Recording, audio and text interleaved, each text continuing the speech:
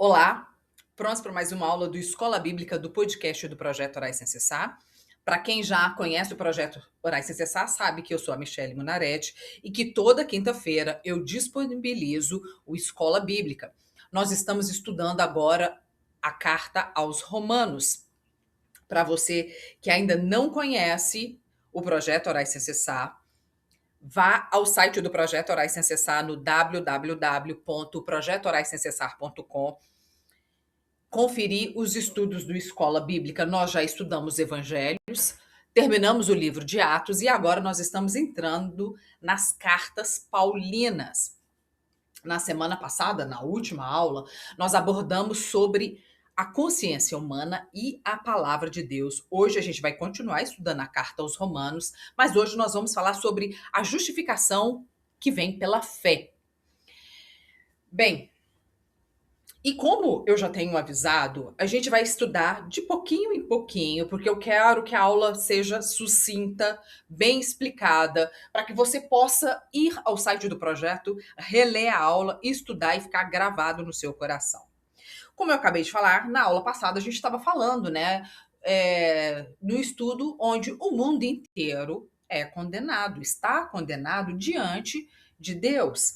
Paulo conclui, né, ali no capítulo 2, que há essa necessidade de salvação, que ela é universal. O pecado, ele é pessoal, tanto em palavras como em ações. E que, pelo nosso lado humano, não há possibilidade de redenção para nós, para o homem. Mas através do lado divino surge então um meio de libertação mediante a justificação pela fé em Cristo. E nós vamos perceber que na carta aos Romanos, Paulo destaca dá ênfase sobre a justificação pela fé. Mais à frente, inclusive, ele vai falar sobre perseguição, sobre os desafios que o cristão passa na sua jornada com Cristo, e por isso, logo no início do livro, ele fala ali no capítulo 1, 2, 3, 4, até o 5 ou 6, se eu não me engano, apenas sobre fé. Paulo destaca, né, essa necessidade universal dessa justiça de Deus no que se refere à salvação, do gentio ao judeu. Antigamente, hoje seria do não cristão, daquele que não conhece o Senhor, ao cristão, mostrando que todos estão debaixo do pecado, que todos, né, estão sob a condenação divina. No capítulo 3, Paulo vai dizer: mas, pela sua graça e sem exigir nada, Deus aceita todos por meio de Cristo Jesus, que os salva. Deus ofereceu Cristo como sacrifício para que, pela sua morte na cruz, Cristo se tornasse o meio das pessoas receberem o perdão dos seus pecados, pela fé nele. Deus quis mostrar com isso que ele é justo. No passado, ele foi paciente, né? Não castigou as pessoas por causa dos seus pecados, mas agora, pelo sacrifício de Cristo, Deus mostra que ele é justo. Assim, ele é justo e aceita os que creem em Jesus. Todos os que aceitam Jesus, né? A sua justiça é aberta a todos. Deus não faz acepção de pessoas, ele não tem filhos preferidos. Então, todos aqueles que reconhecem que a sua salvação veio pelo Senhor Jesus, que existe ali um sacrifício, que existe ali uma redenção, o Senhor aceita aquela pessoa no seu seio, ali como seu filho. Então, por isso, o Paulo vai explicar sobre justificação. E eu te pergunto, o que é a justificação? A justificação pela fé é o ato jurídico de Deus que declara justos homens injustos por causa da sua fé em Cristo. Essa justificação envolve dois atos: o cancelamento da dívida do pecado que está na nossa conta e o lançamento da justiça de Cristo em seu lugar. Ou seja, justificação não é aquilo que o homem é, ou ele tem em si, ou ele faz, mas aquilo que o próprio Cristo é e faz na vida daquele que crê. Conforme os versículos que vamos ler no capítulo 3, o Senhor é o justo e justificador daquele que tem fé em Jesus. No capítulo 13, então, nós concluímos que justificar significa tornar ou declarar alguém justo. É um termo legal que implica um processo legal. Lembrando que o Senhor justifica o pecador não pelos seus próprios méritos, mas pelos méritos de Jesus Cristo, pela sua morte, pelo seu sangue. A justiça de Deus, então, ela é revelada no Evangelho. Paulo inicia a carta aos Romanos dizendo: cachorro hoje está quilacho aqui. Visto que a justiça de Deus se revela no Evangelho, de fé em fé, como está escrito: o justo viverá por fé. E agora no capítulo 3, a partir do verso 21, Paulo vai explicar esses aspectos dessa justiça divina. Primeiro, ele mostra a justiça com a qual o Senhor provê aos homens por seu amor e graça, ensinando ao homem a crer, a confiar na pessoa de Cristo. Depois, a justiça revelada na redenção através da cruz, quando Cristo paga pelas nossas culpas. A justificação, ela está relacionada então à graça de Deus, que é a sua fonte. O sangue de Cristo, que é o fundamento, e a fé, a qual é o meio para alcançarmos a salvação. Então nós percebemos aqui três elementos: a graça de Deus, que é a fonte, né, do amor dele por nós.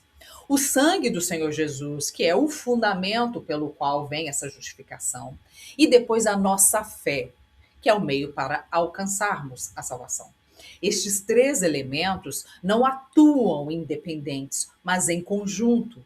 Por essa razão, não se deve ensinar uma doutrina de justificação ou entender essa doutrina de justificação como sendo resultado apenas de um desses três elementos, né? Só da graça, porque tem muita gente que fala só da graça e deixando que nós continuemos no pecado. Eu já vi várias pregações assim: ah, mas é pela graça, eu não preciso fazer nada, eu posso continuar. Não é bem assim. Não é só pela graça, não é só pelo sangue, não é só pela fé. Nós precisamos ali destes três elementos caminhar juntos para que a nós possamos alcançar essa salvação. Porque a salvação só é possível através destes três elementos. Então, os efeitos da justificação pela fé, eles vão abranger, né? Eles abrangem essa totalidade da vida daquele que crê. Por isso, vivemos em fé, caindo, levantando, lutando, aprendendo, suplicando, mas não desistindo. Ao contrário, persistindo, acreditando, correndo atrás até alcançar aquilo que nos foi prometido. Paulo, então, vai continuar falando ali no capítulo 3 sobre a provisão de Deus, porque, como eu disse, Paulo dá ênfase sobre a fé logo no início ali da carta aos Romanos. No verso 21, inclusive, ele começa com a expressão mas agora, né, mostrando ali a provisão de Deus, como vimos, a justificação pela fé.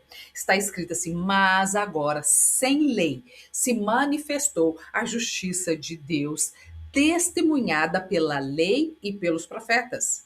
No verso 22 fala: justiça de Deus mediante a fé em Jesus Cristo, para todos e sobre todos os que creem, porque não há distinção. Como a gente acabou de falar, né, existem aqueles meios pelos quais a justiça de Deus opera no homem, que é a graça, o sangue e por meio da fé que habita em nós. A justiça, então, é revelado como uma experiência real e pessoal com Cristo.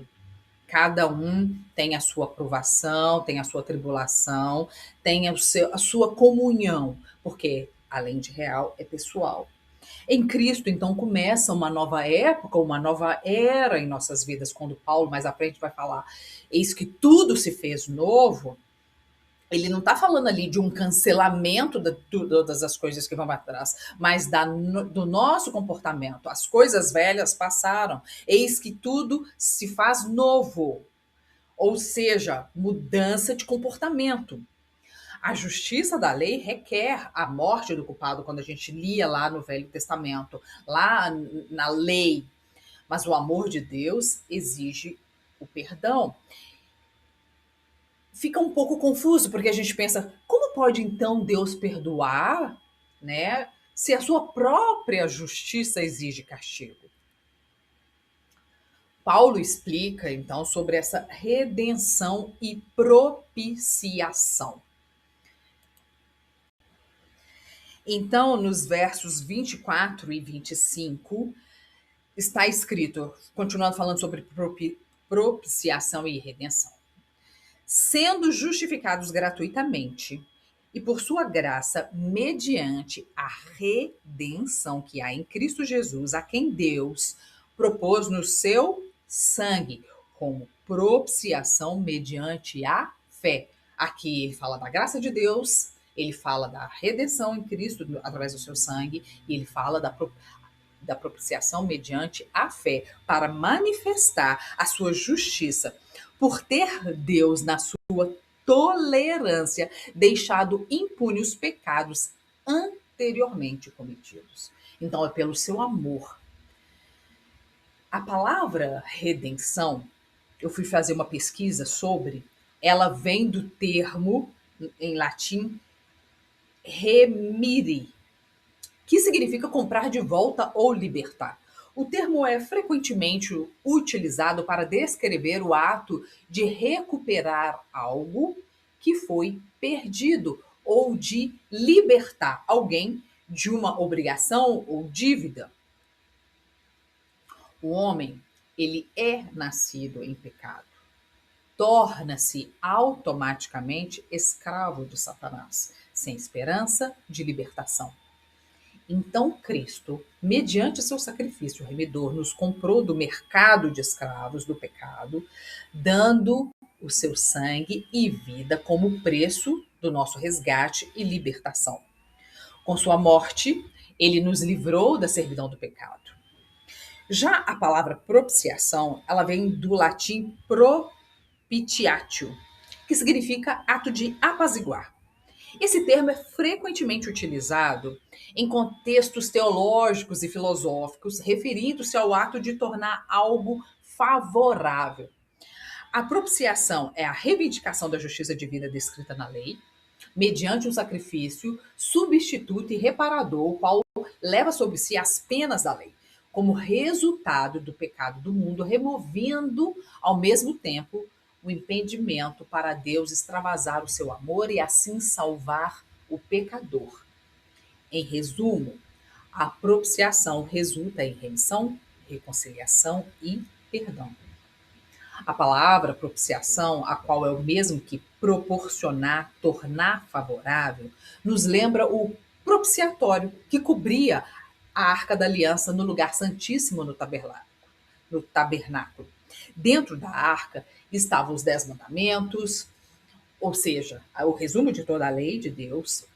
No dia da expiação, que era celebrada anualmente, o sumo sacerdote entrava no lugar santíssimo, espargia ali, né, o propiciatório com sangue do expiador, né, do animal ali, rogando a Deus o perdão para os pecados do povo. A lei exigia a morte dos pecadores, mas o sangue do sacrifício cobria a lei, satisfazendo então temporariamente as suas exigências. Temporariamente, porque esse sacrifício ele era anual. O grande amor e graça de Deus providenciou a nós a propiciação que nos livra dessa sentença de morte.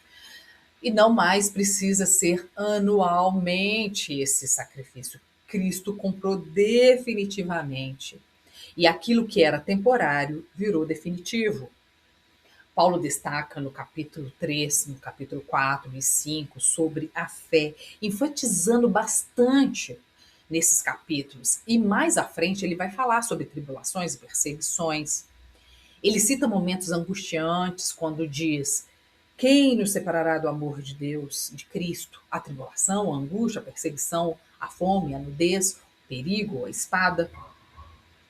Inclusive, eu acho que eu já comentei com vocês, eu relacionei no meu livro as 7 igrejas do Apocalipse, qual delas é você?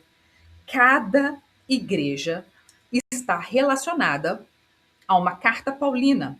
E a igreja em Pérgamo, ela está relacionada, a igreja perseguida, ela está relacionada à igreja em Roma, porque eu destaquei, como eu já havia falado no livro sobre Sermão do Monte, como a gente já estudou, né, em Mateus 5 sobre o Sermão do Monte e as bem-aventuranças, lá nas bem-aventuranças do Sermão do Monte está escrito que bem-aventurados perseguidos por causa da justiça, porque deles é o reino dos céus. E destaquei, né? Eu falo no livro que ser perseguido por causa da justiça de Cristo não é uma escolha que nós fazemos, mas uma consequência natural de vivermos fielmente a nossa fé em Jesus. A perseguição, ela testifica nossa união com Cristo. Assim como ele foi perseguido, também seremos perseguidos. Mas existem cristãos ao redor do mundo que não sofrem apenas a perseguição espiritual, a qual nós ocidentais estamos acostumados. Muitos cristãos, principalmente do lado oriental do globo terrestre, sofrem a perseguição na própria carne. Eu destaquei aqui um site que divulgou no Natal de 23 que 200 cristãos foram mortos por milicianos muçulmanos da etnia Fulani em 26 aldeias nigerianas. Ainda falo sobre o massacre no estado de Plateau, do dia 23 a 26 de dezembro de 23. Eles atiraram nessas pessoas com metralhadoras, incendiaram as suas casas, deslocando milhares de moradores que perderam casas e propriedades. A situação dos cristãos na Nigéria é agravada pela grave escassez de alimento, causada pela queima das fazendas, celeiros e armazéns cristãos pelos pastores fulanos. Por isso, Paulo lá na frente vai perguntar no livro de Romanos: quem nos separará do amor de Cristo? A tribulação, a angústia, a perseguição, a fome, a nudez, o perigo ou a espada? Paulo usa ali o livro de Romanos, explicando sobre fé, para falar aquela igreja que vive essa perseguição na pele. Porque, sim, nós não estamos acostumados com fome, com nudez, com espada. Até temos tribulação, uma angústia, uma perseguição, mas não que nem a igreja perseguida. Ainda o site Portas Abertas apresenta uma lista mundial de perseguição, uma lista de 50 países onde são registrados os maiores níveis de discriminação contra os cristãos. Segundo essa ONG, 365 milhões estão entre os mais afetados do mundo.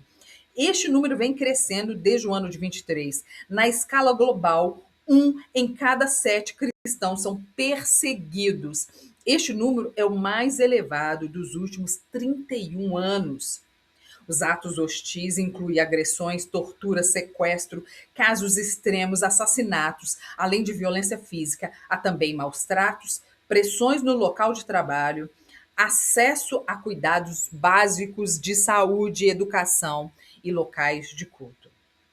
Existem cerca de 100 países potencialmente afetados pela perseguição e desses surgem todos os anos uma lista de 50, representando as situações mais preocupantes de perseguição e discriminação contra cristãos pertencentes a todas as denominações e confissões.